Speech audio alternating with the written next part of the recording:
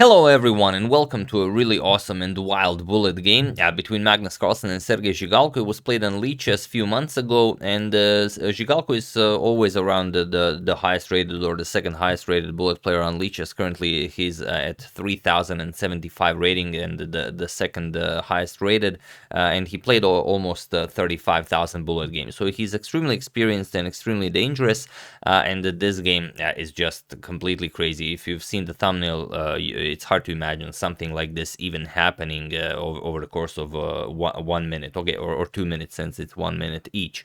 But that being said, let's check out the game. We're not going to analyze it deeply or anything since it's a bullet game, but we are going to cover the fun part. So Magnus, with the white pieces, opens with not that, with e4. We have c5, Zhigalko goes for the Sicilian defense, knight f3, knight to c6, and now Magnus goes for the close Sicilian, or rather the old Sicilian variation, with bishop to c4.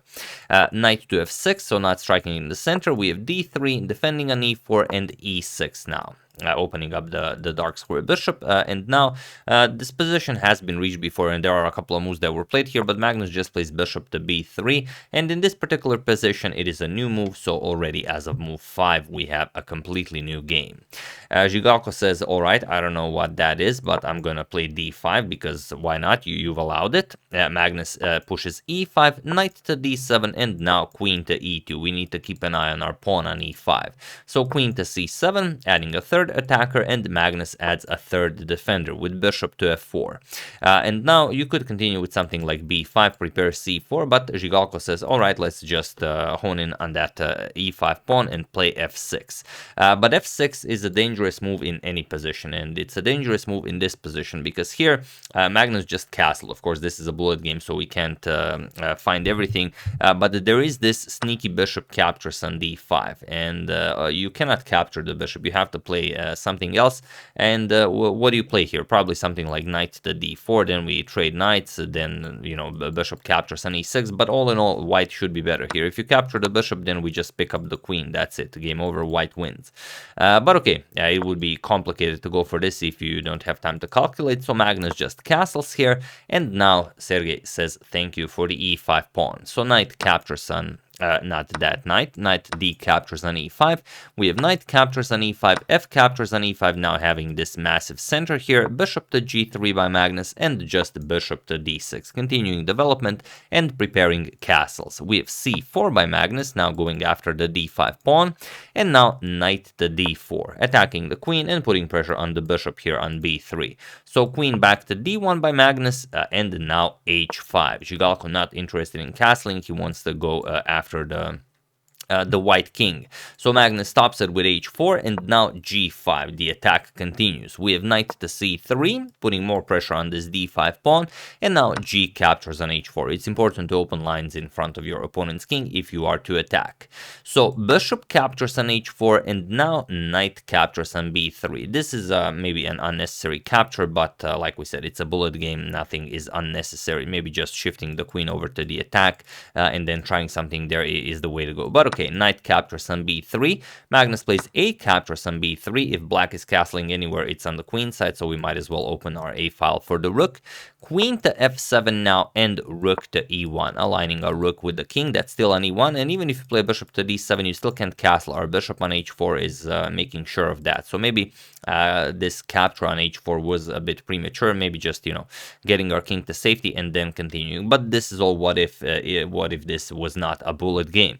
So rook to g8, of course we're preparing to attack the white king, and now Magnus goes for the move, and that is pawn to b4. So now we wanna capture on c5, but also if black captures on b4, we can just play knight b5, put pressure on the bishop.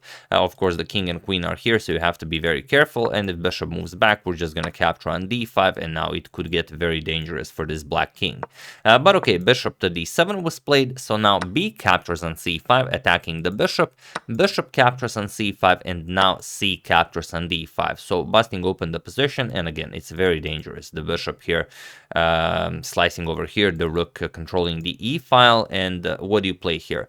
If you play something like e captures on d5, then d4 is very dangerous. The bishop can't really capture because we can capture with the queen. The e pawn is pinned, so white really just breaks through here. So instead, we have bishop to d4, stopping the advancement of white's d pawn, and now Magnus just goes knight to e4. You could also capture on e6, but this also works. Now we are threatening knight to d6. To win black's queen. So queen to g6 makes sense. We get the queen out of the way, and we're threatening checkmate. So how can Magnus prevent this? Well, knight to f6 with check, king to f7, and now white is completely winning, but you have to be very precise here. Feel free to pause the video and win this game for Magnus while I give you a couple of seconds.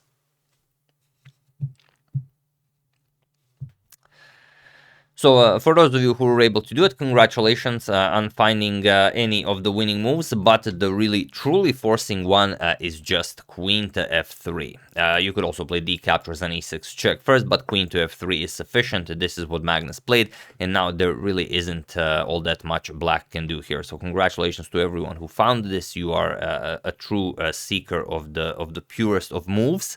And now what do? You're threatening to move the knight somewhere and then open up a discovery here. The queen also defends against checkmate, so there's that. So how can black proceed here? The problem is if you just move the king to help defend the bishop here, we of course don't go after the bishop, we just checkmate the black king. Knight e4 check from the bishop. King moves, knight to d6, checkmate. That's the good stuff. The bishop covers this diagonal, the queen covers f7, f8. This is just checkmate. So, of course, you can do this. After queen to f3, Zhigalko tried something else. He played e captures on d5. He said, all right, have your bishop. I'm gonna, continue my attack. There's really nothing I can do about this. So, knight captures on d7 by Magnus, opening up a discovery. King to e6, and now knight captures on e5. So, again, threatening very nasty discoveries now with the rook, and also the black queen is under attack here. So bishop captures on e5, you have to play this, and now just d4, attacking the pinned piece. So the bishop cannot move, we have to play something. Rook a to f8 was played, attacking Carlsen's queen. So again, if he moves it, he's getting checkmated here. So here we have rook captures on e5 with check. I will just mention, because I often mention things that are enjoyable, rook to a6 check is the quickest way for white to win, but we're only going to mention this. You can work out the rest. But here Magnus played rook captures on e5 with check, king to d7, now comes queen captures on d5 with check, king to c8, and now queen to c5 with check, making sure that he can capture on a7. Now he's very glad he captured with the a pawn here, opening up his a file for the rook. And if you go king to d7, you're just getting checkmated, so there's no point in playing this. Queen to c7 will be checkmate. So he played king to b8, but now queen captures on a7 with check, king c8, rook to c1 check, king to d7, and now queen captures on b7 with check. Of course, the rook controls the e file. King to d6 was played, and now pretty much any move you make here will be checkmate. Queen to d5 will be checkmate, queen to c6 will be checkmate, queen to c7 will be checkmate, queen to e7 will be checkmate, bishop to e7 will be checkmate. But Magnus chooses to deliver mate with the rook, so he plays rook to c6, and it is now checkmate on move 34. So there we have it, a very enjoyable bullet game. Thank you for suggesting such a brilliancy, and you can see how things can go really, really wrong, and how much can happen over the course of a bullet game. This is just unreal, because when these guys that are like 3,000 and above rated, play bullet, their games are really, really awesome, and well, they pretty much play much better than we would, having like an hour of time to think for a move. So it's really incredible what they can achieve in such short periods of time. But yeah, after rook to c6, of course, this is checkmate, and Magnus won a very nice game. So yeah, That's the game. Hope you guys enjoyed it. Let me know if you guys also enjoy some bullet, or maybe even hyper bullet, or maybe even shorter time formats, or are you just interested in maybe longer blitz, 3+0, 5+0, and and above. Maybe even just classical. There are still people that only play classical, and that's really awesome. So yeah, once again, hope you guys enjoyed it. I would like to thank Olgo the Dinosaur, David Kimura, Ravindra Yoglekar, Bimal Tapa, and Pedro Quila Miranda for contribution to my channel. Thank you a lot. I really appreciate it. As usual, you can check 2 of my previous videos here. Thank you all for watching, and I will see you soon, continuing the coverage of the US Chess Championship, checking up on your wonderful suggestions, and whatever else happens in the chess world. Thank you all. I will see you soon, and have an excellent start of your week.